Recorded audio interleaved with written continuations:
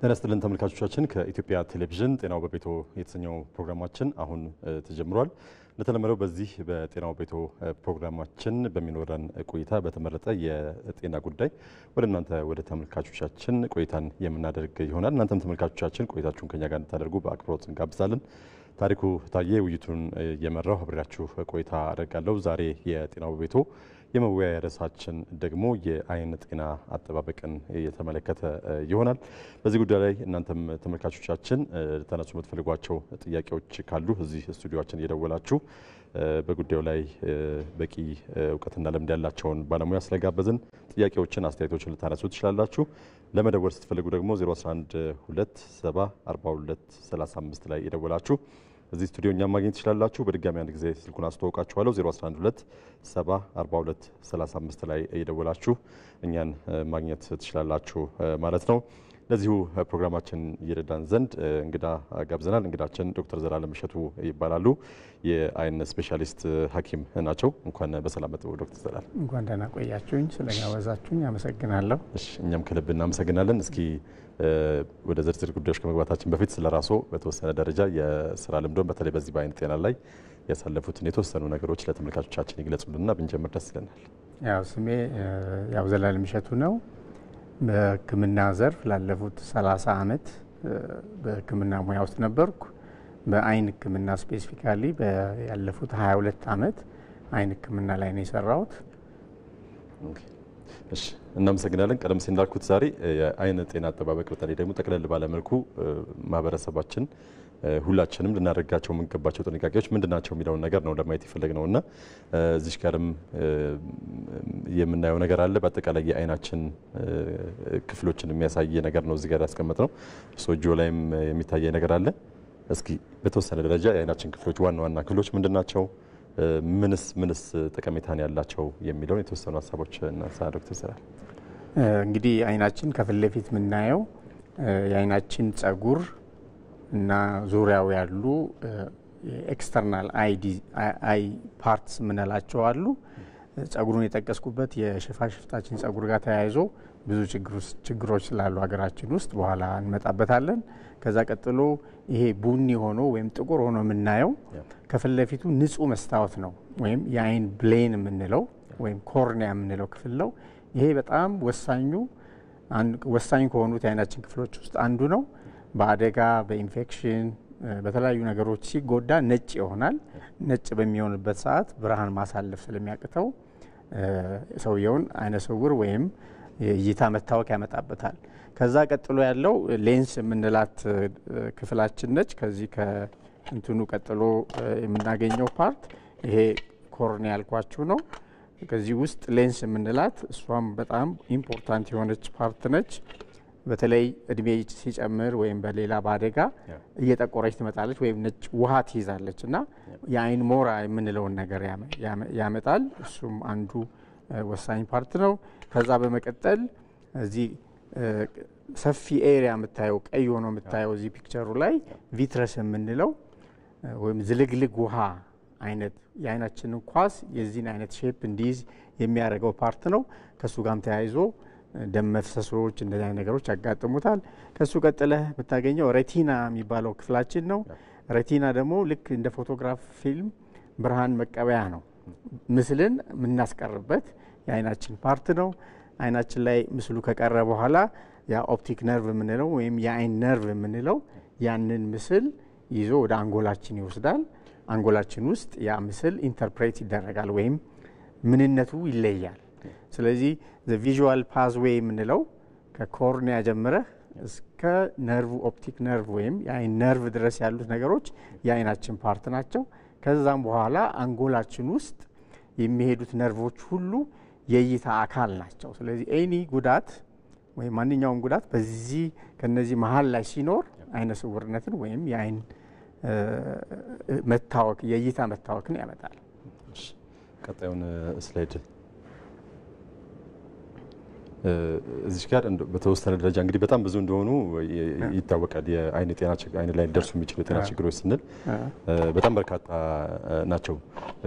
የተወሰኑትም እንደው እንደማሳያ ማየት የምንችል ከሆነ ምንድናቸው ዋና ዋናዎቹን በተወሰነ ደረጃ ብናነሳ ጥሩ ነው ብያስ የአይን ጤና እንግዲህ ባደጉ ሀገሮችና ባላደጉ ሀገሮች ብሎ መከፋፈል ይቻላል። ግን እኛ ያው ያላደጉ ሀገሮች ስለምንገኝ በእኛ አይነት ተመሳሳይ ሀገሮች ውስጥ ዋና ዋናዎቹ የአይነ ስውርነት ምክንያቶች የመጀመሪያው የአይን ሞራ ግርዶሽ ወይም ካታራክት የምንለው ነው።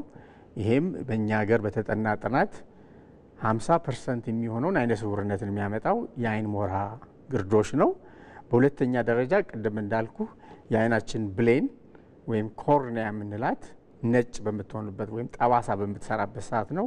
ወይም ኮርኒያል ኦፓሲቲ ወይም የአይን ብሌን ጠባሳ እንለዋለን። ይሄ በተለያዩ ምክንያቶች ይመጣሉ። ግን እኛ ሀገር ውስጥ በአብዛኛው የሚመጣው ትራኮማ ከተባለው የአይን ኢንፌክሽን ጋር ተያይዞ ነው። በሶስተኛ ደረጃ ዋና ተብሎ የሚቆጠረው በመነጽር መስተካከል የሚችሉ የእይታ መታወኮች ናቸው። እነዚህ ሪፍራክቲቭ ኢረር ተብለው ጀነራሊ ክላሲፋይ ይደረጋሉ። እነዚህ ሶስቱ ዋና ዋናዎቹ ናቸው። ቢሆንም ከስኳር በሽታ ጋር ተያይዞ የሚመጣው የአይነ ስውርነትና ግላኮማ የምንለው የአይን በሽታ እነዚህም በአሁኑ ሰዓት በጣም በከፍተኛ ፍጥነት እየተስፋፉ የመጡ የአይን ችግሮች ናቸው ለሀገራችን። ቀጣዩን ስላይድ በተለይ ደግሞ በዋናነት ጉዳቶች ይኖራሉ ማለት በተለይ አሁን ዛሬ ቀድመን እንደው ጥንቃቄ አይናችንን እንዴት እንጠብቅ የሚል ነገርም ስለሆነ አንደኛ ጉዳት የሚያደርሱ ምን አይነት ነገሮች ናቸው አይናችን ላይ በተወሰነ ደረጃ ቁጭ ብለንም በእርግጥ ዘርዘር አድርገን በደንብ በስፋት እናያቸዋለን። አንዳንዴ ደግሞ እስከምን ድረስ ነው ጉዳታቸው የሚለውንም በዛው የተወሰኑ ነገሮችን እናንሳና ደግሞ ያላነሳናቸውን ደግሞ ቁጭ ብለን ዘርዘር አድርገን እናያለን። ያው እንግዲህ አይን ጉዳት ሲባል በተለያየ ነገር ይመጣል። ለምሳሌ ህፃናት ላይ ከሆነ ገና ከመወለዳቸው በፊት ጀምሮ እናታቸው ማህፀን ውስጥ ሆነው የሚከሰቱ ኢንፌክሽኖች አይናቸው ላይ ጉዳት ሊያመጡ ይችላሉ። ከተወለዱ በኋላ የቫይታሚን ኤ እጥረት ሲኖራቸው ወይም ደግሞ ኩፍኝ ሲይዛቸው አይናቸው ላይ ጉዳት ይመጣል።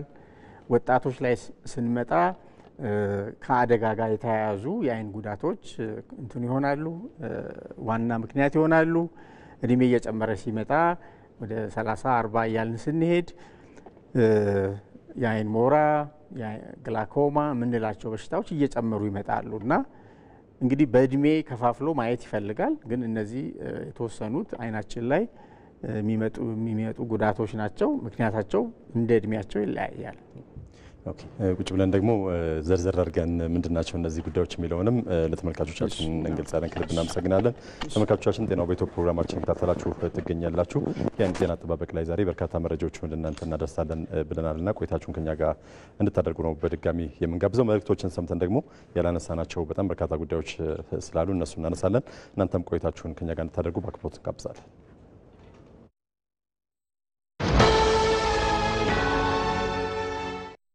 ዓለም የውድድር መድረክ ነች።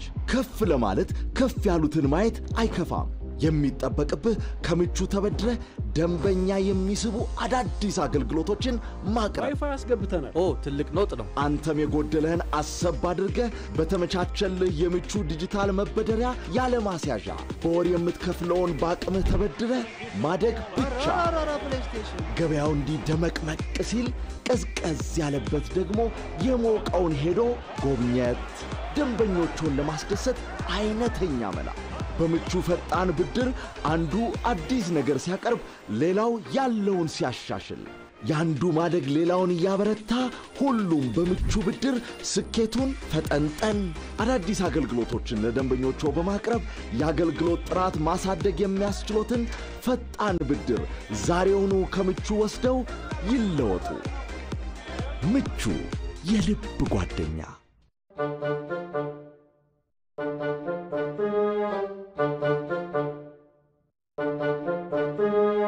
ከእያንዳንዱ ኢኮኖሚ ጀርባ የሚገኝ መተማመኛ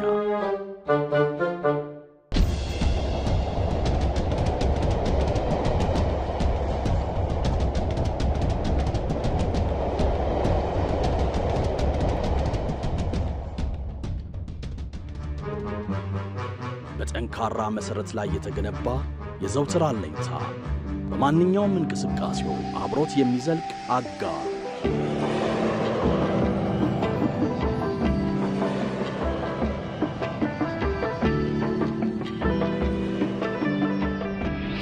ከትውልድ ወደ ትውልድ የሚሸጋገር አስተማማኝ የሕዝብ አለኝታ። እንደ አባቢ እንዳንተ መሆን እፈልጋለሁ። አስተማማኝ አጋሮ የኢትዮጵያ መድን ድርጅት። ተመልሰናል ተመልካቾቻችን። ጤናው በኢትዮጵያ ፕሮግራማችን እየተከታተላችሁ ትገኛላችሁ። ዛሬ በተለይም ደግሞ የአይናችንን ጤና እንዴት እንጠብቅ በሚለው ርዕሰ ጉዳይ ላይ በጣም ሰፋ ያሉ ጉዳዮችን እናነሳለን ብለናል።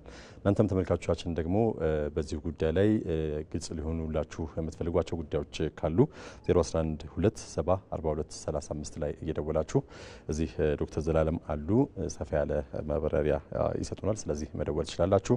እንዲሁም ቆይታችሁን እየተከታተላችሁ ከኛ ጋር እንድታደርጉ በአክብሮት እንጋብዛለን።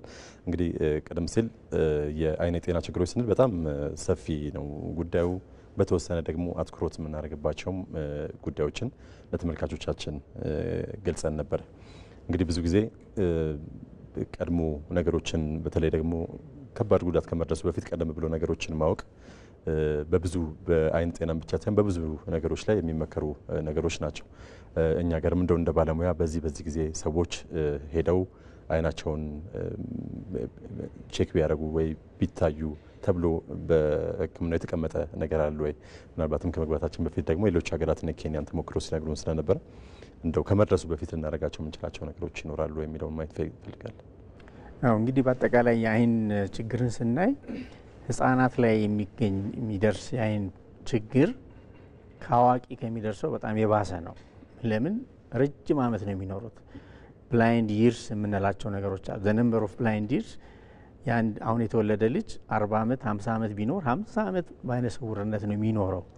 ግን አንድ 60 ዓመት የሆነው ሰው አይነ ስውር ቢሆን አጭር ጊዜ ነች አይነ ስውር የሚሆንባት ታይም። ስለዚህ ለህፃናት ትኩረት መስጠት ይኖርብናል። ስለዚህ ከህፃናት ብንጀምር ደስ ይለኛል። ስለዚህ ህፃናት ልክ እንደተወለዱ የመጀመሪያው ነገር የሚደረገው እዛ የተወለዱበት ጤና ተቋም ውስጥ ያሉ ሐኪሙ፣ ነርሶቹ፣ አዋላጅ ነርሶቹ ልጁን ጠቅላላ ምርመራ ነው የሚያደርጉበት። በዛ ሰዓት ችግር ካለ የመጀመሪያዎቹ ያንን ችግር የሚያገኙት እነሱ ናቸው። እዛ ከተወለደ በኋላ የሚሰጥ ደግሞ ጠብታ አለ ከኢንፌክሽን ጋር የተያያዙ ነገሮች እንዳይመጡ።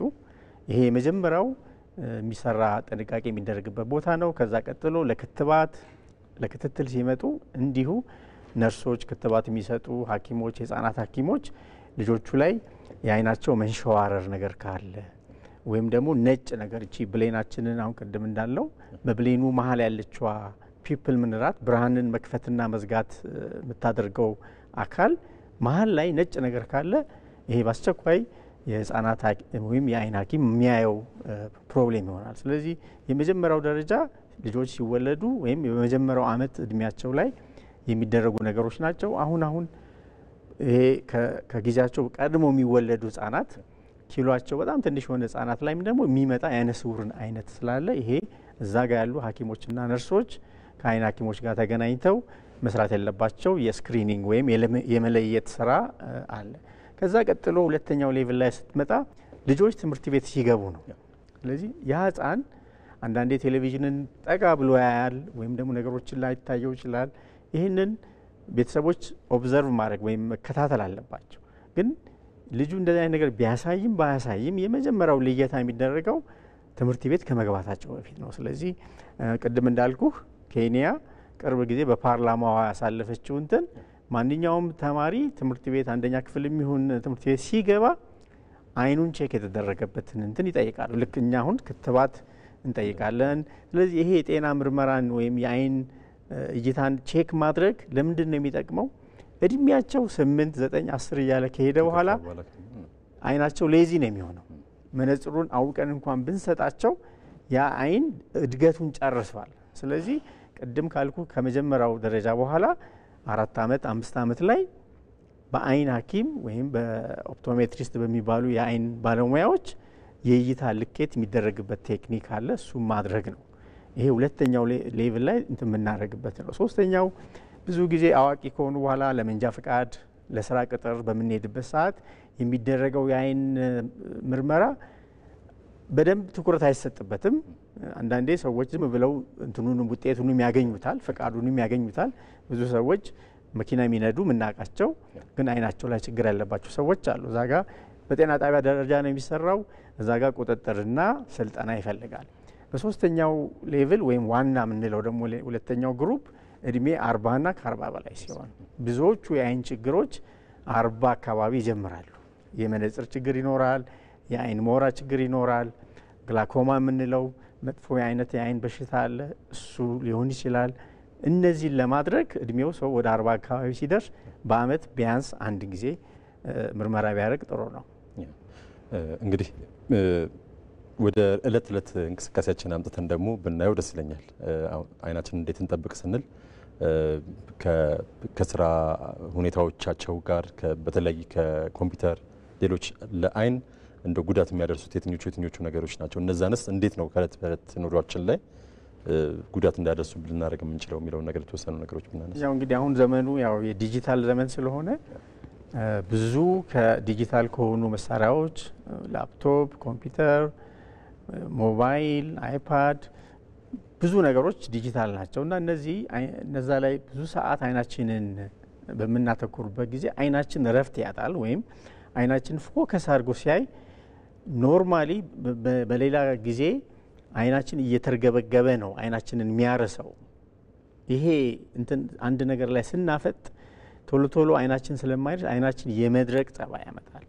ያ የመድረቅ ጸባይ አይናችን እንዲቆጣና እንዲደርቅ ያደርጋል እና አሁን አንዳንዴ ኮምፒውተር ቪዥን ሲንድሮም እንለዋለን። ይሄ አይን መድረቁ አይን ታይርድ መሆኑ ከዚህ ጋር ይያያዛል እና ብዙ ጊዜ የሚመከረው ቀለል ያለው ነገር 20 የሚባል ፕሮሲጀር መከተል ነው። 20 ማለት 20 ሚኒትስ አንድ ነገር ላይ ካተኮረን ከሰራን በኋላ ለ20 ሰከንድ ለ20 ሰከንድ አይናችንን ቀና ብለን ራቅ ያለ ነገር ብናይ፣ ራቅ ያለው ነገር 20 ፊት ወይም ደግሞ 6 ሜትር የሆነን ነገር ራቅ ብሎ ማየት 20 ታይምስ 20 ጊዜ አይንን ጭፍን ግልጥ ማድረግ፣ ይሄም አይናችን ሉብሪኬት እንዲያደርግ ያደርገዋል።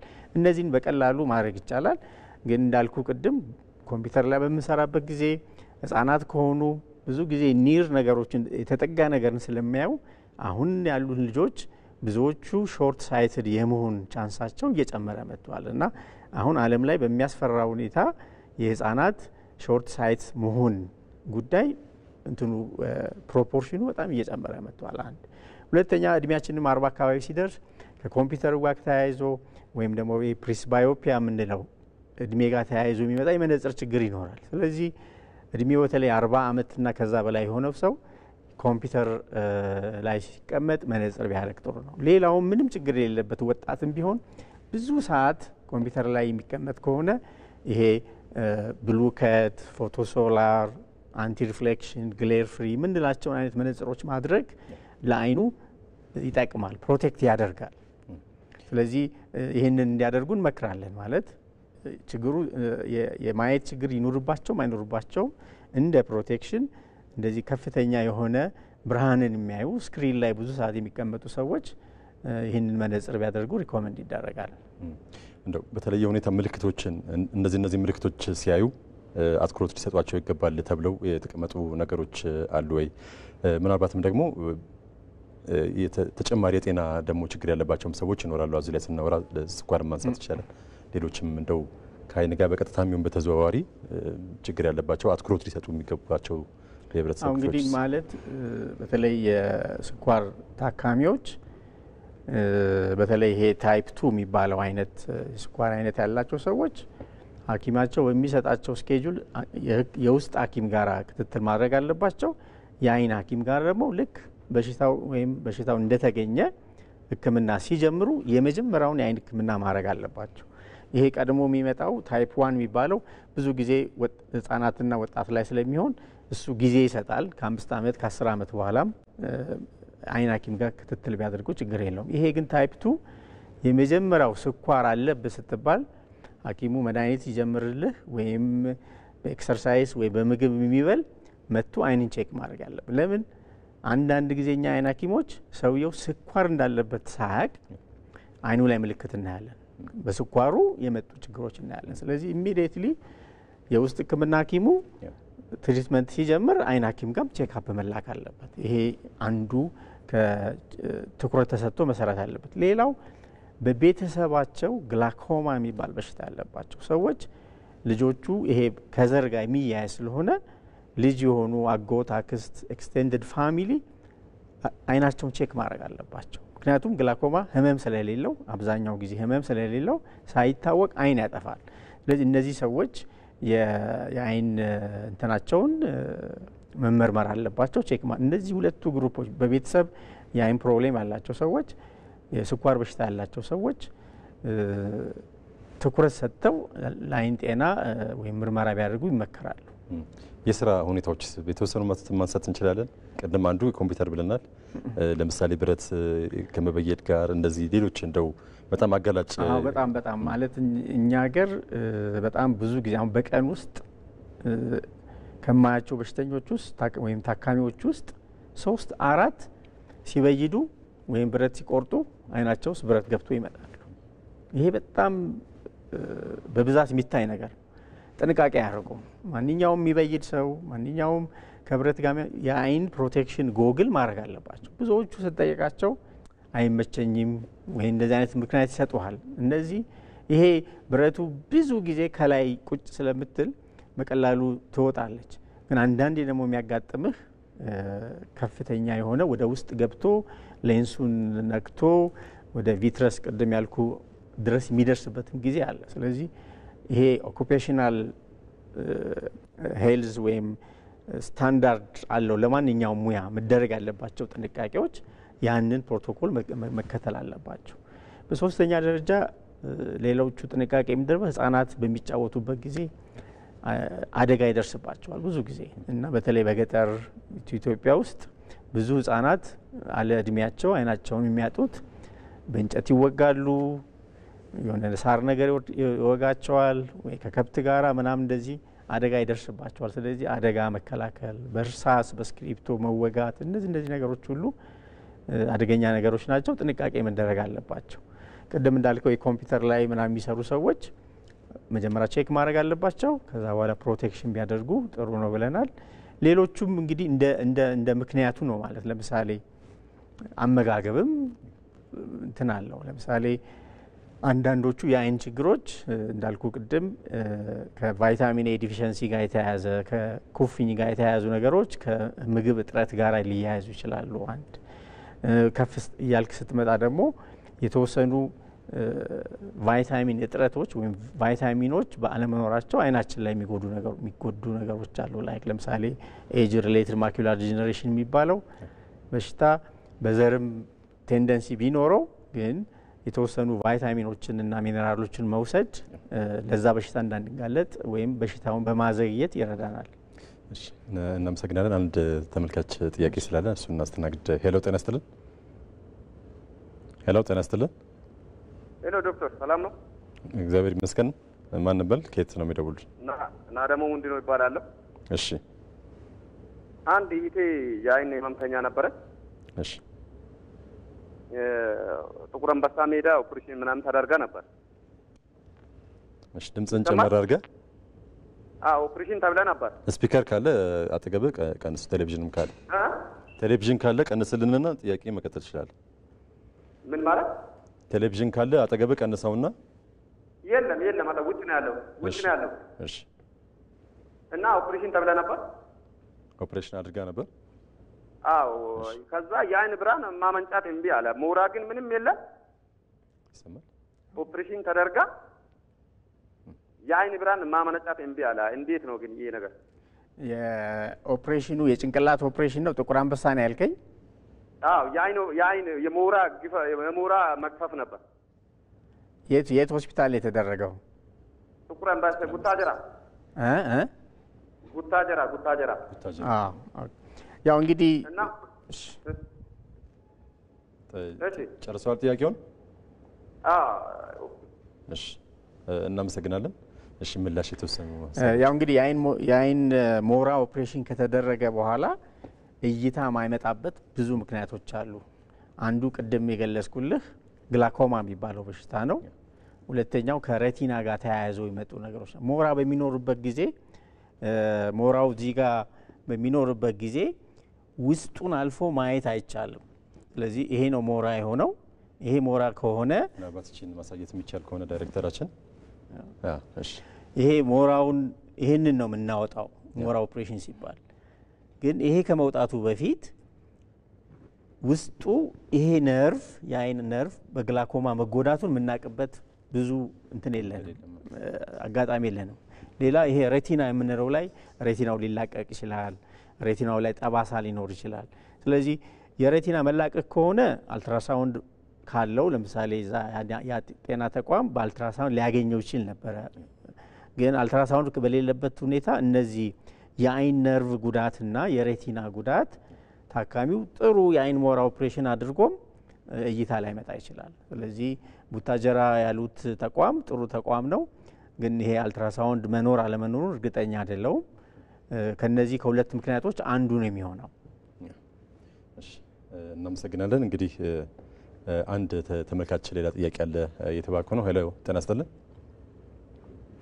ሄሎ ጤና ይስጥልን። ጤና ይስጥልን። እሺ ማንም በል ከየት ነው የሚደውሉን? እንታወቅና ጥያቄ አስተያየት ካለው መቀጠል ይችላል። ግርማው እባላለሁ። እሺ ዶክተር ማግኘት ፈልገን። እሺ ከዚህ በፊት መርፌ ታዞልኝ አዲስ አበባ መርፌ ተወግቼ ነበር። እሺ ግፊት የአይን ግፊት ተብዬ መርፌ ተወጋሁና እሺ በግል ነበር የተወጋሁት ንስር የሚባል አይን ህክምና። አሁን አንድ መርፌ ለ3 ወር ነው ተከታታይ 3 መርፌ ታዘልኝና እሺ አንዱ መርፌ ተወግቼ እንደመጣው ደህና እይታዬም በወሩ ስሄድ ሁለተኛው መርፌ ለመወጋት ስሄድ እይታዬ ጥሩ ነበረ። እይታዬ ጥሩ ነበርና የተስተካከለ መስሎኝ ነበረ።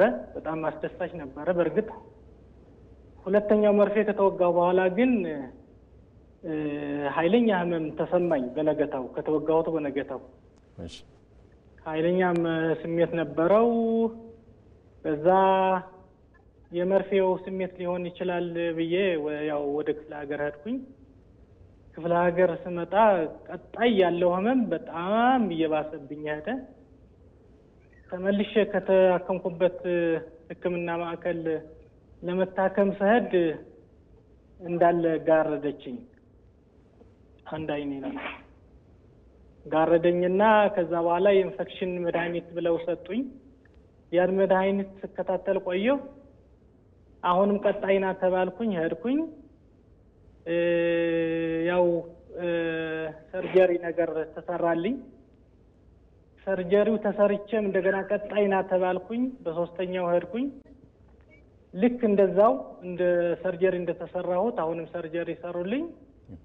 ግን ከዛ በኋላ ያለው ነገር በቃ አንድ ጋረደኝ ቀረ። ምንም ተስፋም አጣሁ። አሁን ቀጥታ ያው 2 አመት ነው። እንዲያውም አሁን ሰኔ 2 አመት አድርጓል። ሊገልጥልኝም አልቻለም። እይታዬም እንደጋረደኝ ቀረ እላለሁ።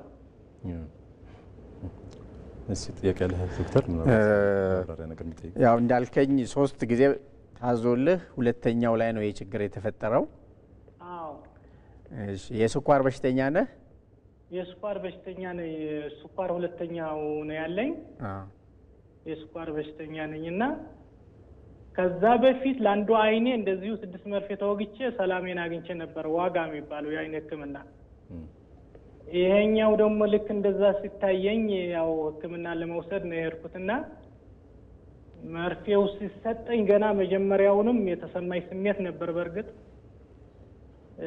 የመርፌው የመድኃኒቱ ስሜት ይሆናል በሚል ከሐኪሜ ጋር በዚህ ተረዳተን ነበር የተለያየን። ግን በጣም ኃይለኛ እንትን ስሜት ነበረው፣ ስቃይ ነበረው።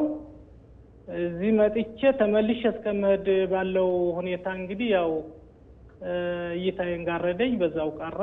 አሁን 2ኛ አመቱ ይዟል። ሊገልጥልኝ አልቻለም። እሺ እናመሰግናለን። ግርማ ምላሹን ተከታተል። እሺ እንግዲህ ታካሚው እንደነገሩን የስኳር በሽተኛ መሆናቸውን ነግረውናል። ይሄ የስኳር ታካሚ መሆናቸውን ነግረውናል። የስኳር ታካሚዎች ስኳራቸውን በትክክል ሳይቆጣጠሩት ለብዙ ጊዜ በሚቆዩበት ጊዜ ወይም ሳያውቁት ብዙ ጊዜ ሲቆዩ ስኳሩ አይን ላይ ችግር ያመጣል። ልክ ኩላሊት ላይ ችግር እንደሚያመጣው አይን ላይ፣ ነርቭ ላይ፣ ሌላ አካላችን ላይ ይመጣል። ስለዚህ ስኳሩ መርፌ መወጋት ደረጃ ላይ ሲደርስ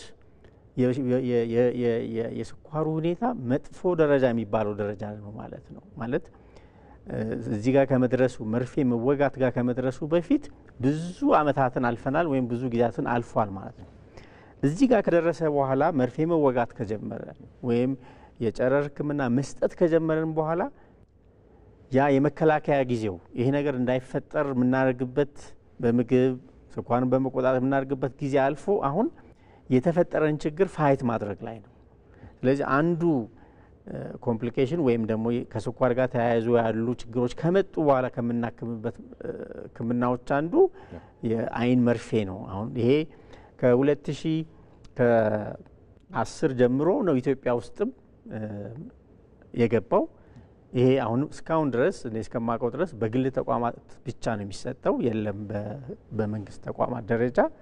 እንደተባለው መርፌው ስትወጋ መርፌ መወጋት ደግሞ የሚያመጣብህ የራሱ ችግር አለ። እንደተባለው 6 መርፌ በሰላም ወስደው ነበረ። እዚህኛው ላይ የመጀመሪያውን በሰላም ወስደው ሁለተኛው ላይ እንግዲህ እሳቸው አሁን ከነገሩን የምንረዳው መርፌው ሲወጋ በጣም ትንሽም ቢሆን አጋጣሚው ኢንፌክሽን የመምጣት እንትን ይኖራል። ስለዚህ ማንኛውንም መርፌ የትኛውም አካላችን ላይ ስንወጋ አጽድተን በአልኮል ወይም በአዮዲን ክሊን አድርገን ስተራይል በሆነ ወይም ደግሞ ንጽህናው በተጠበቀ መንገድ ነው የሚወጋው እና እንደዛም ሆኖ ከ1% በታች 0.5 እንደዚህ ፐርሰንት አካባቢ የሚሆን ሰዎች የአይን ኢንፌክሽን ያጋጥማቸዋል። ስለዚህ ነው ኢሚዲየትሊ በተወጉ በማግስቱ ህመሙ የጀመረው። ከዛ ህመሙ በጣም ኃይለኛ አይን ህመም ያመጣል፣ ችግር ያመጣል። ቶሎ ከተደረሰበት ግን በህክምና በመድኃኒት ምናምን ኢንፌክሽኑ መቆጣጠር ይቻላል። አንዳንዴ መቆጣጠር ያቅተንና አይኑ መግሊዞ ተጠርጎም ሊወጣ ይችላል። ይሄ እሳቸው ላይ የደረሰው ነገር አጋጣሚ ነው ማለት ከሺህ የሚቆጠሩ ሰዎች ላይ አንድ የሚያጋጥም ነው። ይሄ ሊሆን ይችላል ምክንያቱ። ኦፕሬሽን ይሰራል። አው ለምሳሌ ኢንፌክሽኑ ከተቆጣጠረው በኋላ ይሄ ቪትረስ የምንለው የአይኑ ክፍል ውስጥ ይሄ ኢንፌክሽን ከያዘ በኋላ ሲድን ንጹህ የነበረው ዝልግልግ ውሃ ኦፔክ ይሆናል ወይም ደግሞ ጨለማ ይሆናል። እሱን ለማውጣት ኦፕሬሽን እሱን አውጥቶ ኦፕሬሽን ይደረጋል። ግን እንደተባለው እዚህ ደረጃ ከተደረሰ በኋላ በህክምና ሙሉ በሙሉ የማዳን ቻንሱ ዝቅተኛ ነው። ስለዚህ አሁንም እሳቸው እንግዲህ እንደገና ታይተው ምንድነው እይታውን የቀነሰው አሁንም የታጥቦ ያልወጣ ነገር አለ ወይም ሬቲናው ሙሉ በሙሉ ተጎድቷል የሚለውን ነገር ማየት ይፈልጋል በአልትራሳውንድ በተለያዩ ምርመራዎች። እንግዲህ የአይን ጤናን ስንጠብቅ ስንል መላ አካላችንም ያው አንድ ላይ ሊሆን ይችላል ብዬ አስባለሁ። ያው እና ከዛ አንፃር የአኗኗር ዘይቤያችን ቀደም ሲል ስለ ምግብ የተወሰነ ነገር አንስተናል ዶክተር። በአጠቃላይ ጤናማ የአኗኗር ዘይቤያችን ለአይናችን ጤናማ አጠባበቅ ዘዴ ምን አስተዋጽኦ ይኖረዋል ማለት ይችላል? ያው ምንድነው የውስጥ ህመሞች አይን ላይ ችግር ያመጣሉ። ለምሳሌ ደም ግፊትን ብትወስድ አይን ላይ የሚያመጣው ችግር አለ። አሁን እንደተነጋገርነው ስኳርን ብትወስድ አይን ላይ የምታመጣው ችግር አለ። የተለያየ ልብ ህመም እንደዚህ የሚኖራቸው ከውፍረት ጋር የተያያዘ ውፍረት ያላቸው ሰዎች የሚያመጡት የአይን ችግር አለ። ስለዚህ የኦልሞስት የሰውነት ህመምን መከላከል አይን ላይ የሚመጣን ህመም መከላከል ይቻላል። ስለዚህ ስኳር እንዳይዘን ለማድረግ ምን ማድረግ እንዳለብን ያው ሁሉ ጊዜ የስኳር ሐኪሞች የሜዲካል ሐኪሞች ብዙ ጊዜ ይመክሩናል። ደም ግፊት እንዳይመጣ ምን ማድረግ አለብን? ከአኗኗራችን ስፖርት መስራት አለብን። አመጋገባችን መስተካከል አለብን። እነዚህ ሲጋራ፣ አልኮል፣ ሱስ የምንላቸው ነገሮች ማስወገድ አለብን። አንድ ሰው ጤነኛ ላይፍ ከኖረ አይኑ ሞስት ፕሮባብሊ ጤነኛ ይሆናል። ስለዚህ የምንከላከላቸው ነገሮች ከየቀኑ የምናደርጋቸው ከአይን ንጽህና ለምሳሌ ጠዋት ስንነሳ የመጀመሪያው ስራችን ፊታችንን በአግባቡ መታጠብ ነው። አይናችንን አካባቢ ያሉ ቆሻሻ ነገሮችን ማስወገድ አለብን። አይናችን ላይ የተለየ ነገር ስናይ ቶሎ ወደ ሕክምና መሄድ አለብን። ስለዚህ ከጠዋት ተነስተን ከዛ ምግባችንን ቁርሳችንን ስንበላ፣ ምሳችንን ስንበላ፣ ስራችንን ስንሰራ፣ ከስራ በኋላ ስንዝናናም እነዚህ ሁሉ አኗኗራችን ጤናማ ከሆነ ስኳርና አይን ላይ ኢፌክት አለው። ደም ግፊትና አይን ላይ ኢፌክት አለው። ለምሳሌ ኮሌስትሮላችን ሲበዛ እንዲህ ስንልክ ጭንቅላታችን ላይ ስትሮክ እንደሚመታን የአይንም ስትሮክ አለው። የአይናችን ቬን ምንለው ላይ ሊዘጋ ይችላል ወይም አርተሪው ሊዘጋ ይችላል። ስለዚህ አለመወፈር ወይም ደግሞ የሰውነት ኮሌስትሮልን ምናምን መቆጣጠር ኢንዳይሬክትሊ አይን ላይ የሚመጣም ችግር መቆጣጠር ነው። እናመሰግናለን። ተመልካቾቻችን ጤናው ቤቶ ፕሮግራማችን እየተከታተላችሁ የምትገኙት ዛሬ በተለይ ደግሞ የአይን ጤና አጠባበቅ ላይ አትኩሮት አድርገን መረጃዎችን ወደ እናንተ እያደረስን እንገኛለን። መልእክቶች እንዳሉ ተነግሮኛል። እሱን ሰምተን ደግሞ ስንመለስ ያላነሳናቸውን ጉዳዮች እናነሳለን። አብራችሁን ቆዩ።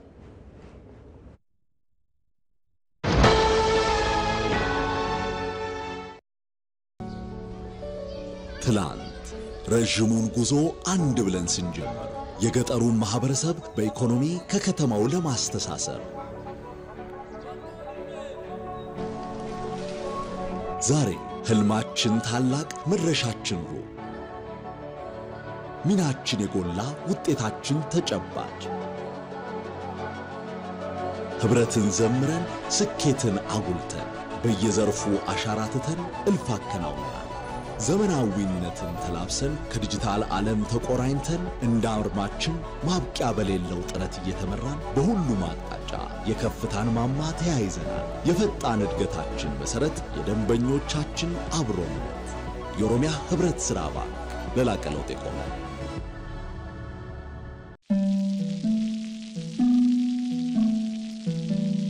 ህይወት ውድ ገጸ በረከት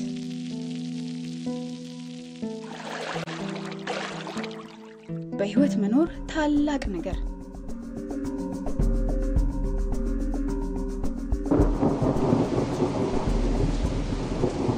የነገን አስቦ የህይወት መድን ሽፋንን ለእርሱና ለቤተሰቡ መያዝ ታላቅ ዕውቀት ለህይወቱ ልዩ ልዩ የኢንዶመንት ዋስትናዎች በግልና በቡድን የሚሸጡ የተርምና የህክምና ዋስትናዎች የእድሜ ልክ የህይወት ዋስትና የቀብር ማስፈጸሚያ የመድን ዋስትናና ሌሎችም በርካታ የህይወት መድን ዋስትናዎችን ይያዙ። በ42 ዓመታት ልምዳችን ደንበኞቻችን የሚያስፈልጋቸውን እናውቃለን። አስተማማኝ አጋሮ የኢትዮጵያ መድን ድርጅት። እንደሚታወቀው ፍሊንትስቶን በተለያዩ የቦታ አማራጮች በበርካታ ሰፋፊና የመሃል ከተማ ፕሮጀክቶች ይታወቃሉ። በዚህ ዓመት ደግሞ በመሃል ከተማ የአዋሬ የካሳንችስና የቦጎሲያን ፕሮጀክቶች ቁጥራቸው ከ500 አባወራዎች በላይ የያዙ ደንበኞች ቤታቸውን ተረክበዋል። በቀጣይ በፍሊንትስቶን ከሚረከቡ ፕሮጀክቶች ውስጥ ትልቁ ፕሮጀክት የአደይ በሻሌ ሳይት ከ1250 በላይ አባወራዎችን የያዘ ፕሮጀክት ነው። የመኖሪያ አካባቢው ልዩና ተመራጭ የለማ አካባቢ ሆኗል። ሽያጩም ግንባታውም እየተጠናቀቀ ይገኛል። ቀሪ ቤቶች ሙሉ ለሙሉ ለገበያ ወጥተዋል። ደንበኞች የሳይቱን የግንባታ ሂደት በመመልከትና መረጃ በመውሰድ ሽያጭ መፈጸም እንዲችሉ ዘውትር ሐሙስና ቅዳሜ በቀጥታ የሳይት ጉብኝቶች ተዘጋጅተዋል። በዕለቱ የ50,000 ብር ቅናሽ የሚያስገኝሉትን ኩፖን መውሰድ አይርሱ። ኩፖኑን ለርሶ ለጓደኛው ወይም ለቤተሰቡ መጠቀም ይችላሉ። ቅድመ ክፍያ አይጠየቁም። በወራዊ ክፍያ ብቻ ይስተናግዳሉ። 81 88 ይደውሉ። ፍሊንትስቶን የናንተ። ተመልሰናል። ተመልካቾቻችን ጤናው ቤቶ ፕሮግራማችን እየተከታተላችሁ ትገኛላችሁ። አንድ ተመልካች እንዳለ ተነግሮኛል። ሄሎ ጤና ይስጥልን። ሄሎ ጤና ይስጥልን። ማን ነበር? እንተዋወቅ። ጥያቄ አስተያየት ካለው መቀጠል ይችላል። እሺ፣ እዚህ ከአዲስ አበባ ነው። ዳንኤል እባላለሁ። እሺ ዳንኤል።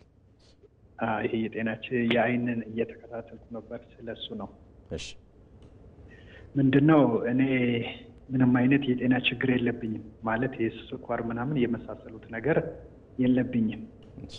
የዛሬ 2 ዓመት አይኔን ሞራ ነው ተብዬ ተገፍፌ ነበረ። እሺ ከዛ በኋላ ከ2 ዓመት በኋላ ደግሞ አሁን ሰሞኑን ነው ያወቁት። ትንሽ አይኔ ላይ ነጠብጣብ ነገር አለችበትና ትንሽ የደቀቀ ጽሁፍ ሳነብ አይታየኝም። ሌላ የብዙ የማየት ችግር አልከለከለኝም። ጎላ ያሉትን ጽሁፎች አነባለሁና አንዴ የአይን ሞራ ከተገፈፈ ድጋሚ ይመጣል ወይ ከምን የተነሳ ነው የሚለውን ጥያቄ ፈልጌ ነው። እሺ በጣም እናመሰግናለን። ምናልባት ዶክተር የምትጠይቀው ጥያቄ እድሜዎት ስንት ነው? 48 ነው። መቼ ነው ኦፕሬሽን የተደረገው የአይን ሞራው? ኦልሬዲ የዛሬ 2 ዓመት ሆነዋል። አሁን 2 ዓመቱ ሊመጣ ነው። እሺ እሺ እናመሰግናለን ዳንኤል። ምላሹን ተከታተል።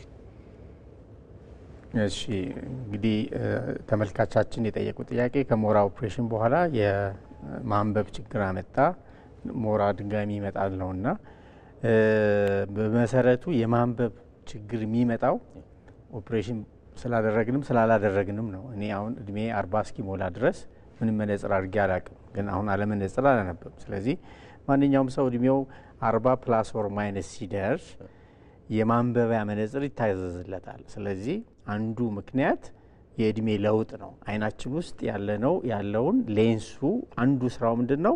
ፎከስ ነው የሚያደርገው። ከቅርብ ፎከስ ያደርጋል፣ ከርቀት ፎከስ ያደርጋል። ልክ ካሜራ ውስጥ እንዳለው ሌንስ ማለት ነው። ይሄም ሞራውም ሌንሱን ነው የምናወጣው። ስለዚህ እሳቸው ሌንስ ስለገባላቸው አይናቸው ሞራ ተደርጎ ሌንስ ስለሚገባ ሌንሱ ይሄ የሚገባው ሌንስ ፎከስ እና ዲፎከስ አያረግም። ተፈጥሯዊ ሌንስ አይደለም። ስለዚህ እሱ ራሱ የአይን ሞራ መደረጉ ለማንበብ ተጨማሪ መነጽር ያስፈልጋል። ማንኛውን የአይን ሞራ የሰራንላቸውን ሰዎች ከ6 ሳምንት በኋላ የማንበቢያ መነጽር እንሰጣቸዋለን። ስለዚህ ሞራው ተመልሶ መምጣት ሳይሆን ከእድሜ ለውጦች ጋር አብሮ የመጣ ነገር ነው።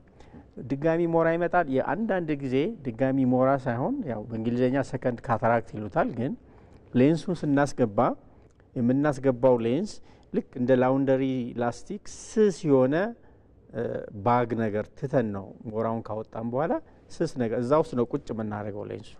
ያ ላውንደሪ ላስቲክ የመሰለው ስስ ንጹህ ነገር ቆይቶ ኦፔክ እየሆነ ይመጣል፣ ወይም ሻዶ እያመጣ ይመጣል። እንደሱ ሲሆን ፒሲኦ እንለዋለን፣ ፖስቴሪየር ካፕሱላር ኦፓሲቲ። በቀላሉ ያ ግሌዘር በሚባል በ2 ደቂቃ በ3 ደቂቃ ትሪትመንት ማከም ይቻላል ኦፕሬሽን ሳይደረግ። ስለዚህ ሁለተኛ ሞራ አይመጣም፣ ግን እንደዚህ አይነት ሻዶ ሊመጣ ይችላል። ከህፃናት ጋር የተያያዘውን ነገር ቀደም ሲል መግቢያችን ላይ አትኩሮት ብንሰጠው ጥሩ ነው የሚል ነገር ዶክተር ማንስተ ነበርና እኔ በተወሰነ ደረጃ እሱ ላይ ትንሽ ሰፋ ያለ መረጃ ብንሰጥ ደስ ይለኛል። ወላጆች እንግዲህ በተለያየ ምክንያት ለልጆቻቸው አሁን እንደተባለው የላፕቶፕ ስልክም ታብሌትም የመስጠትና በዛ ላይ በጣም ረጅም ሰዓታቸው ቴሌቪዥን እዛ ላይ ረጅም ሰዓታቸውን የሚያሳልፉበት ነገር አለ። እንግዲህ በተለያየ ምክንያት ሊሆን ይችላል ያን የሚያደርጉት ወላጆች፣ ግን ደግሞ ጎን ለጎን ደግሞ ጉዳቱንም አብረው ሊያዩ ይገባል ብዬ ስለማስብ ያው እንግዲህ ቅድም የህፃናት አይን ጤና በጣም ወሳኝ ነው ለምን እንዳለው ተነጋግረናል። ነምበር ኦፍ ብላይንድ ይሩ በጣም ብዙ ስለሆነ ነው። ስለዚህ ከመወለዱ በፊት ልክ ይሄ እርግዝና ክትትል የምንለው አለ አይደለ? እሱ ላይ ፕሮፐርሊ በትክክል አቴንሽን ተሰጥቶ ከተሰራ ህፃናት አይናቸው ለሚመጣው ነገር ይቀንሳል። ከዛ ውጪ ግን ከተወለዱ በኋላ ሕክምና ተቋማት ውስጥ መደረግ ያለባቸው ነገሮች ከተደረጉ በኋላ ቤታችን ውስጥ ምን ማድረግ እንችላለን ነው። አሁን ድሮ ህፃን ልጅ ውጪ ወጥቶ ሲጫወት ነበረ ቤተሰቦች የሚከላከሉት። ለምን ከግቢ ወጣህ ምናምን፣ ለምን ኳስ ተጫወትክ ምናምን ነበር። አሁን እሱ ነው የጠፋው። ስለዚህ ልጆቹ ህፃናቱ 4 ሰዓት አይፓዳቸው፣ ሞባይላቸው፣ ጌማቸው ላይ ሲያደርጉ የአይናቸው ፎከስ አጭር ኤሪያ ላይ ነው የሚያደርገው።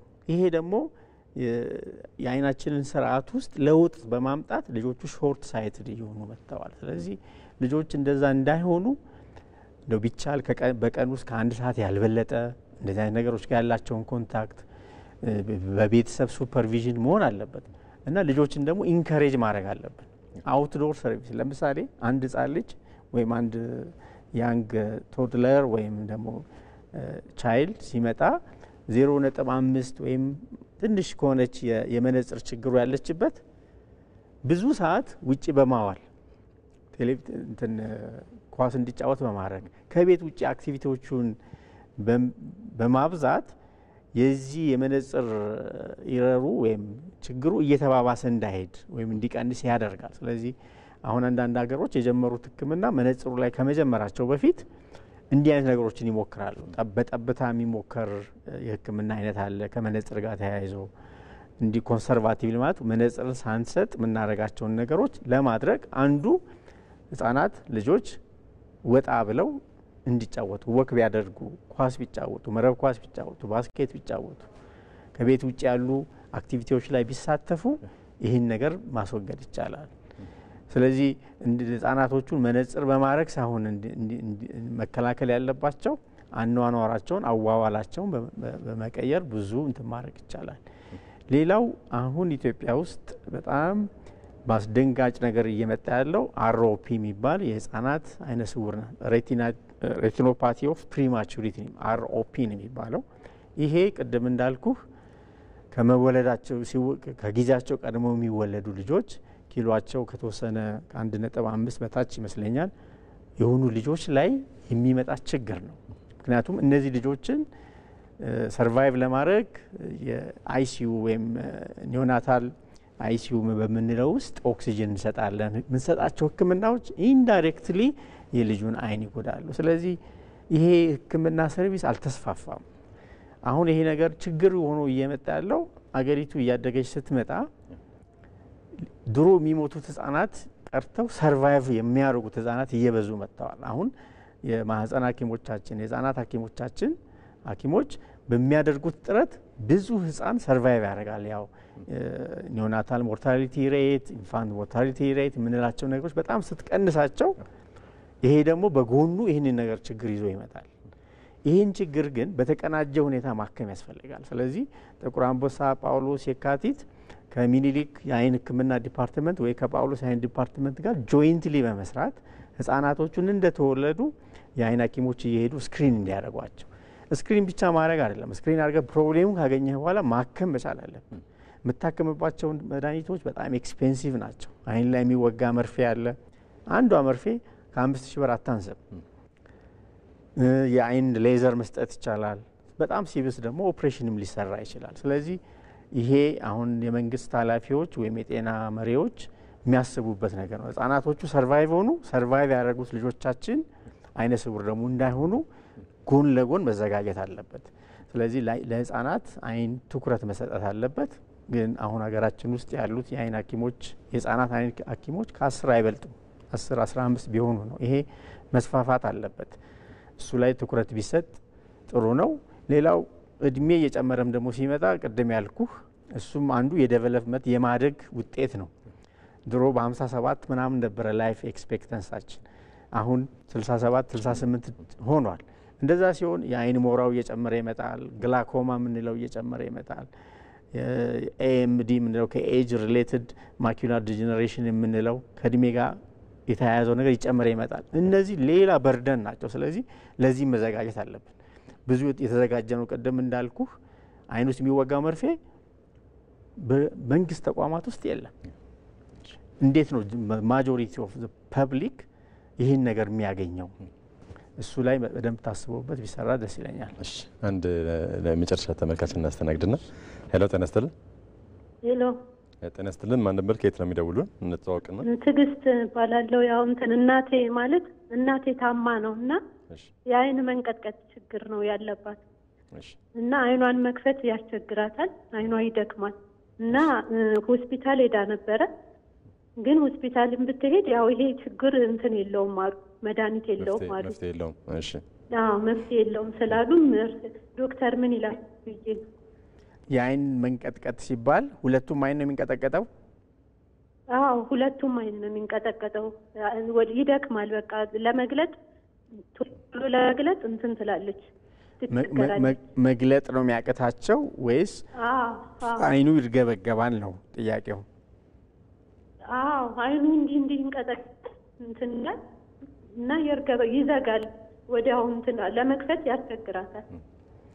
ያው እንግዲህ አሁን ከተነገረን ኢንፎርሜሽን እንዲህ ነው ማለት ከተነገረን ኢንፎርሜሽን እንዲህ ነው ማለት በጣም ከባድ ነው። ለምን አሁን እዚህ ጋር አይን መንቀጥቀጥ ለምሳሌ አንድ አይን ብቻ የሚንቀጠቀጥ ከሆነ ከነርቨስ ሲስተማችን ወይም ከአይን ነርቮች ጋር የተያያዘ ይሆናል። መንቀጥቀጥ ስትል መንቀጥቀጥ ማለት የአይን ቦሉ ነው የሚንቀጠቀጠው። እሱ ሆነ ደግሞ ኒስታግመስ የምንለው ነገር አለ።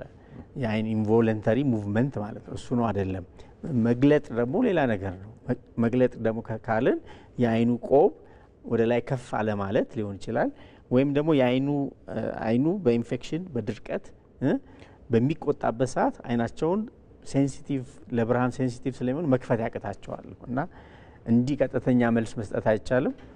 ግን አይን ሐኪም ጋር ቢቀርቡ ምንድን እንደሆነ ምክንያቱም ታውቆ አፕሮፕሪየት የሆነውን እንትን ማድረግ ይቻላል። ልጆች ላይ ምናልባት አይተን በተለየ ሁኔታ ይሄን ነገር አትኩሮት ልንሰጠው ይገባል የምንላቸው ነገሮች ይኖራሉ ዶክተር? ዋይት ፒፕል የሚባል አለ። እቺ ፒፕል ማለት እቺ የአይናችን ወይም እቺ ቀዳዳዋ ማለት ነች እሷ ላይ ነጭ ነገር ካየን ኢት ኢዝ አን ኢመርጀንሲ። በቃ ህጻናት ላይ ዋይት ፒፕል ካየን ወይም የዚህ አይን መክፈትና መዝጊያ አካላችን ላይ በሷ ሴንተር ላይ ኤኒ ነጭ ነገር ማየት ኢመርጀንሲ ነው። ስለዚህ ወላጆች እሱን ማወቅ አለባቸው። ይሄንን በምን ታቀኙዋለ? ፎቶግራፍ ስታነሳ ልጅህን አይኑ ላይ ነጭ በሁለቱ አይኑ መካከል ልዩነት ያለው ነጭ ካለ ሪፍሌክሱ ነጭ ከሆነ ይሄ የተለያየ ነገር ሊሆን ስለሚችል ቶሎ መታከም ያለበት ነው። ይሄንን ወላጆች፣ ጤና ባለሙያዎች ወይም ህብረተሰቡ አትኩረት ሰጥቶ ማየት አለበት። ሌላው የአይን ዲቪዬሽን ነው፣ መንሸዋረር። እሱም ራሱ እንደዚሁ ቶሎ ቅድሚያ ተሰጥቶት መታከም ያለበት ነገር ነው። የህፃናት አይን ሸውረር ማለቱም በብዙ ነገር እናገኘዋለን። ቅድም እንዳልኩ በፎቶግራፍ ስታነሳ በርዝዴ ላይ እንደዚህ ኢቨንቶች ላይ ይታያል። ያንን ነገሮች ዶክመንት ማድረግ ወደ ጤና ተቋም ሲመጣ ልጅ አይኑ ይንሸዋረራል ብቻ ሳይሆን እስቲ ፎቶግራፎቹን አይቶ ለሐኪሙ የሚረዱ መረጃዎችን ይዞ መምጣትም ይጠቅማል። እዚህ ጋር ከመነጽር ጋር የተያዙ የተወሰኑ ነገሮችን ብናነሳ ደስ ይለኛል። ምናልባት በሕክምና ባለሙያዎች በእናንተ የሚታዘዙ ይኖራሉ። እዛ ላይ አንዳንድ አላግባብ የመጠቀም ነገርም ሊኖር ይችላል ብዬ ስለማስብ እዛ ጋር እንደው ሊደረጉ የሚገባቸው ጥንቃቄዎች ካሉ እንግዲህ መነጽር የሪፍራክቲቭ ኢረር የምንለውን የሶስተኛው ሌቭል ሶስተኛው ምክንያት ወይም ሁለተኛው ምክንያት የአይነ ስውርነትና የቪዥዋል ኢምፔርመንት ምክንያት ነው። ስለዚህ መነጽር ህክምናው ባይዘዌ የመነጽር ችግር ያለበት ሰው በመነጽር መታከም ይችላል፣ በኮንታክት ሌንስ መታከም ይችላል፣ በሰርጀሪ መታከም ይችላል። አሁን ደግሞ ቅርብ ጊዜ ዓለም ላይ የተስፋፋ የመጣው ሌዘር አይ ሰርጀሪ የምንለው ነው። ይሄ እስካሁን ምስራቅ አፍሪካ ውስጥ አልገባም። በቅርብ ጊዜ አገራችን ውስጥ ይገባል ብለን ተስፋ እናደርጋለን። ይሄ ምንድነው የሚያደርገው? መነጽር የሚያደርግን ሰው ህክምና በመስጠት ከመነጽር ውጪ ማድረግ ነው። ህክምናው ኤክስፔንሲቭ ነው፣ ትንሽ ውድ ነው፣ ግን ኦፖርቹኒቲው ኢትዮጵያ ውስጥም እየመጣ ነው። መነጽርን በተመለከተ አሁን ላነሳው እንትን ጥንቃቄ ማድረግ ያለብን ሐኪም ያላዘዘው መነጽር ማድረግ ጥሩ አይደለም። አንድ ሁለተኛ ሐኪሙ ካዘዘልህ በኋላ የገዛኸው መነጽር በታዘዘው መሰረት መሆኑን እዛው ባለሙያ ጋር ሄዶ ማረጋገጥ ያስፈልጋል። ለምን ብዙ ጊዜ ከተማ ውስጥ አይተ ከሆነ የመነጽር ቤቶቹ ተቆጣጣሪም የላቸውም። አሁን ብትጠይቀኝ ጤና ጥበቃ አይቆጣጠራቸውም። መነጽር ዲስፔንስ ወይ የሚሸጡትን ከንግድ ቢሮ ነው ፈቃድ የሚያወጡት። ፕሮፌሽናል ባክግራውንዳቸው አይታወቅም። ማንም ነው የሚሸጠው መነጽር። ያ የሚሸጥልህ መነጽር ትክክለኛው መነጽር ነው ወይ? ፕላስ2 ብዬ ካዘዝኩልህ ፕላስ2 ነው ወይ የተሰጠህ ነው። ስለዚህ ብዙ ሰዎች እንደዚህ ፎርማል ካልሆኑ ቦታዎች መነጽር ይገዙና ሌላ ዋጋው ይቀንሳል ዴፊኒትሊ፣ ግን ሌላ ችግር ውስጥ ይገባሉ። ስለዚህ መነጽር ስናደርግ አንድ ይህንን ነገር የታዘዘልን መነጽር በትክክል ቁጥሩ በትክክል የታዘዘው ወይም ደግሞ ሴንተሩን ጠብቆ ተሰርቷል ወይ ነው። ሲገጠምልህ መነጽርህ ሴንተሩን ካልጠበቀ ሌላ ችግር ነው የሚያመጣው። ስለዚህ ይህንንም ጥንቃቄ ማድረግ ያስፈልጋል። በዚሁ እንግዲህ ወደ ማጠቃለያ ሀሳቦች እንድንመጣ በጣም ብዙ ነገሮች ያነሳ ነው። ጥሩ ጥሩ ነገሮችን ማግኝተናል።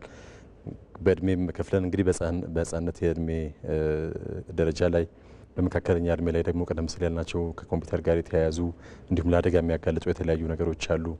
ከፍ ሲልም ደግሞ በእድሜ ደግሞ ከእድሜ ጋር ተያይዘው የሚመጡ ነገሮች እዛ ላይም ጥንቃቄ ሊደረጉ የሚገባቸው ነገሮች አንስተናል። እንደው ጠቅለል አድርገህ ነው ጥንቃቄዎቹን ለማረጋገጥ በደንብ እንትን ለማለት እነዚህ ነገሮች ቢደረጉ የምትላቸው ነገሮች አንሳልታ። ያው እንግዲህ ዲስከሽናችን ላይ ትንሽ ሰፋ አድርገን ያላየ ነው የትራኮማ በሽታን ነው። ይሄ ደግሞ በጣም ገጠር ውስጥ ያሉ እናቶችንና ህፃናትን በጣም የሚጎዳ ነገር ነው። እንደው ጥንቃቄ ካልክ ከዛ እንደው ብንጀምር ደስ ይለኛል። ምን ማለት ነው? ትራኮማ የድህነት በሽታ ነው። ዓለም ላይ ትልቁን የትራኮማ በርደን የያዘችው ሀገር ኢትዮጵያ ነች። አሁን የዓለም ጤና ድርጅት ብዙ አይነት ህክምናዎች ሲያደርግ ኢትዮጵያ ላይ ትኩረት ሰጥቶ ነው የሚሰራው። ለምን? ብዙ ትራኮማ ያለው ኢትዮጵያ ውስጥ ነው። ይሄ ደግሞ ኢትዮጵያ ውስጥ የሆነበት ምክንያት ከአኗኗራችን፣ ከአስተሳሰባችን፣ ከባህሪያችን የመነጨ ነው። የአካባቢና የግል ንጽህና መኖር ለትራኮማ ወሳኝ ነው። ስለዚህ ህፃናትን ፊታቸውን ማጠብ፣ ከቤት ውጭ ያለመጸዳዳት፣ የአካባቢያችን ጽዳት መጠበቅ፣ በውሃ አቅርቦት ባለችውም ውሃ ቢሆን ፊትን መታጠብና የግል ንጽህና መጠበቅ በጣም ወሳኝ ነገር ነው። ከዛ ጋር ተያይዞ ይህንን አዌርነስ ማንም ሰው አሁን ከተማችን ውስጥ ስለ ጽዳት ያለን አስተሳሰብ ከፍ ያለ እንደመጣው ገጠራችን ገጠር ኢትዮጵያ ውስጥም ይሄ ነገር እንዲሆን ማድረግ ነው። ሌላው ክትትል ማድረግ ነው። እንግዲህ ቀድመ ያወቀው ነገር ብዙ ጊዜ ህክምና አለው። ስለዚህ ብዙ ጊዜ አይን ላይ መደረግ ያለባቸው ጥንቃቄ ምንም አይነት ስሜት ሲኖረን ወይም የተለየ ነገር ሲኖረን አቅራቢያችን የሚገኝ የአይን ተቋም ውስጥ እንትን ማድረግ ነው። አሁን ኢትዮጵያ ውስጥ ከ250 በላይ የአይን ስፔሻሊስት አለ። ከ1000 በላይ የሚሆኑ ኦፕቶሜትሪስት የሚባሉ የአይን ባለሙያዎች አሉ፣ በባችለር ዲግሪ የተመረቁ ኦፍታልሚክ ነርስ የምንላቸው፣ ካትራክት ሰርጀን የምንላቸው ብዙ አይነት የአይን ባለሙያ አለ። ስለዚህ በወረዳ ሌቭልም ብትሄድ ስለ አይን የሚያቅ ሰው ስላለ ችግሮች ሲኖሩ ቀድሞ ቶሎ ወደ ተቋም ሄዶ አስፈላጊውን ህክምናና ምክር ማግኘት ያስፈልጋል ብዬ ነው የማምነው። እንግዲህ ጥያቄዎችን ጨርሻለሁ። በአብዛኛው እንደው ብታነሳው ጥሩ ነበረ ይሄን አነካ ነው የምትለውና አትኩሮት ሊሰጠው ይገባል ለምትለው ካለ አንድ ጥያቄ ማጠቃለያ ልስጥና እናበቃለን። እኔ እንግዲህ መልእክቴ ያው ጤና ጥበቃ የሚችለውን ያህል በጀት ለሁሉም ሴክተሮች ለሁሉም የጤና ፕሮብሌሞች ይመድባል። ግን አሁንም ምንድነው እኛ የጤና የአይን ባለሙያዎች ሁሉ ጊዜ የምናየው ምንድነው አቴንሽኑ ወይም ለአይን ጤና የሚሰጠው እንትን በቂ አይደለም ነው ብለን ባለውም ሪሶርስ ባለም ሀብት ያለችን ሀብት ነው የምትካፈለው ካለው ሀብትም ትኩረት አልተሰጠውም። ቀደም እንዳልኩ በተለይ የህፃናት አይን ህክምና ለህፃናት ህክምና ትኩረት ከሰጠ የህፃናት አይንም የህፃናት ግሩፕ ውስጥ ነው ያለው።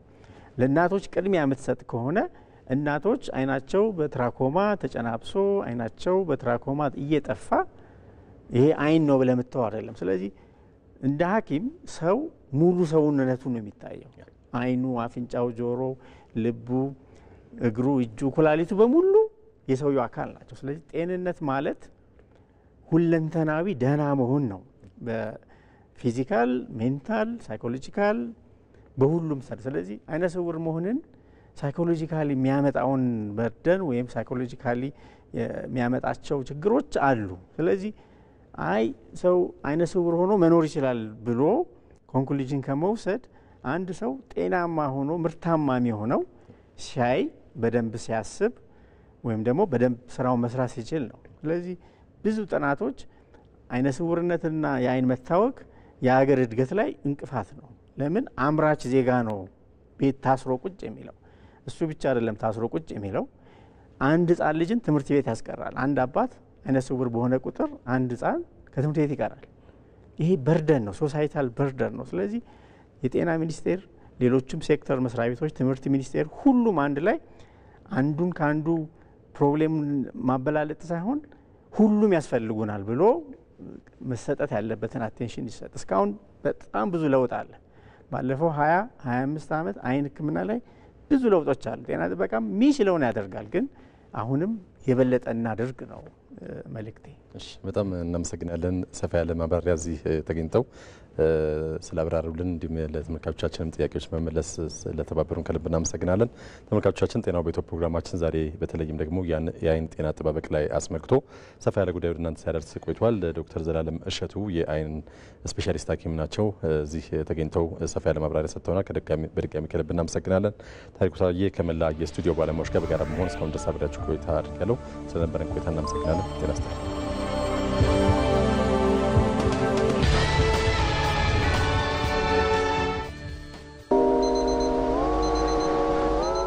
ይህች ዓለም የሰው ልጅ ሥራ ናት። የድካሙ ፍሬ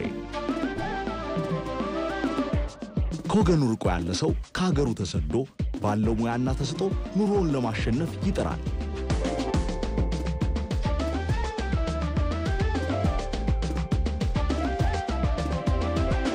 ምንም ያህል በአካል ቢርቅም ሀገሩ ነው የልቡ መገኛ። ዘመድ ወዳጅ ብሎ ካለው ላይ አካፍሎ በሞቀ ስሜት በተግባር ደርሶ ፍቅሩን ይገልጻል።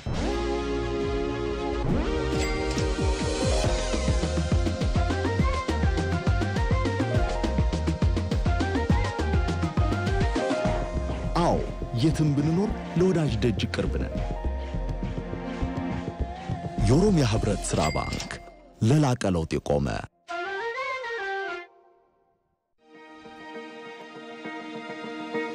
ቀና ቀናት ወራትን ዓመታትን ሲወልዱ ወገን ለለውጥ ሀገር ለአዲስ ቀን በትኩረት ሲተጋ ለነገ ህልሙ ዛሬ ላይ ሲደክም ሩቅ አስቦ ቅርብ እንዳያድር የሚሰሩ እጆች አመድ እንዳያፍሱ የነጋዴውን የባለ ሀብቱን የአባወራውን የእማወራዋን አደራ ተረክበን ለወገን መከታ ሆነን ከቆምንበት መንደር ሀገር ወገን ተቀይሮ ስናይ ኩራት ይሰማናል።